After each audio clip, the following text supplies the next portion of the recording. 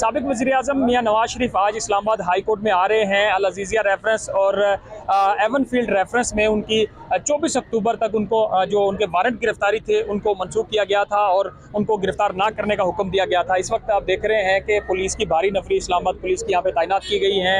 मुस्लिम league नून के कुछ कारकुनान भी हमें दिखाई दे रहे हैं जो यहाँ पे पहुँचना शुरू हो गए हैं। कुछ इस्लामाबाद पुलिस खवातीन भी यहाँ पे मौजूद हैं और ये मेन गेट है जहाँ पे जो गैर मुतलका अफराद है उनकी एंट्री बंद कर दी गई है। सिर्फ मुतलका अफराद या मुतलका वकला जो हैं वो इस्लामाबाद हाई कोर्ट के अहाता में दाखिल हो रहे हैं। अल अज़ीज़िया रेफरेंस में 10 साल सज़ा सुनाई गई थी नवाज शरीफ को।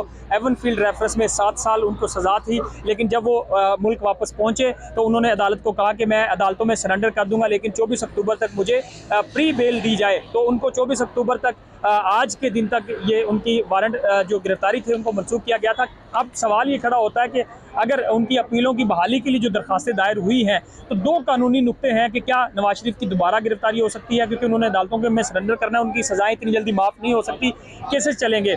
दूसरा एक अहम नुक्ता कानूनी नुक्ता ये है कि जो उनको प्री बेल 24 अक्टूबर तक मिली थी क्या उसमें तोसी हो सकती है, ये एक कानूनी सवाल है। इसके अलावा तोशा खाना का केस है जिसमें वो इश्तिहारी करार दिए गए थे, उसमें भी जज मोहम्मद बशीर की तरफ से उनकी 24 अक्टूबर तक जमानत मंजूर की गई थी और आज वो वहाँ भी अभी कुछ देर में वहाँ पेश हो जाएंगे। लेकिन इस्लामाबाद हाई कोर्ट में वो डीबी के सामने पेश होंगे जो 12:30 बजे के बाद लगता है और 12:30 बजे के बाद किसी भी वक्त नवाज शरीफ साहब अपने लोगों के साथ यहाँ पे पहुँचेंगे। और इस वक्त हम देख रहे हैं कि साफ़ियों की कसीर तादाद है, इसके अलावा मुस्लिम लीग नून के कारकुनान हैं, पुलिस की भारी नफरी है। इस्लामाबाद हाई कोर्ट को आने जाने वाले रास्तों में बाड़े लगा दी गई हैं कि जब नवाज शरीफ साहब यहाँ आएंगे तो उन रास्तों को एक जो रास्ता है उसको बंद कर दिया जाएगा, क्योंकि जो प्रोटोकॉल है साबिक वज़ीर-ए-आज़म का वो ज़ाहिर है उनको सिक्योरिटी वो मिली हुई है। और इसके बाद अगर आज नवाज शरीफ साहब की गिरफ्तारी हो सकती है या हो जाती है, क्योंकि इससे पहले जो नैब ने मौक़िफ़ अपनाया है तो नैब नवाज शरीफ साहब के केसेस में थोड़ी सी लचक दिखा रहा है और अगर आज मज़ीद लचक दिखाई जाती है तो फिर उनको ज़मानत में तोसी हो जाएगी या उनको ज़मानत मिल जाएगी और फिर वो अपने केसेस का सामना करेंगे। और फिर जो अपीलों की बहाली की दरख्वास्त अगर उसके ऊपर समातें हो जाती हैं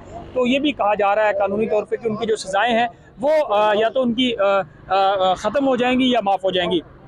अब बड़े सवाल इसके अलावा नवाज शरीफ की पेशी के अलावा हम देख रहे हैं कि आज काफ़ी सारे केसेस इस्लामाबाद हाई कोर्ट में इमरान खान से रिलेटेड भी लगे हुए हैं। इमरान खान ने जो चैलेंज किया था ट्रायल कोर्ट का फैसला वो 2 रुकनी बेंच भी आज सुन रहा है इमरान खान के केस जो सिंगल बेंच का फैसला था।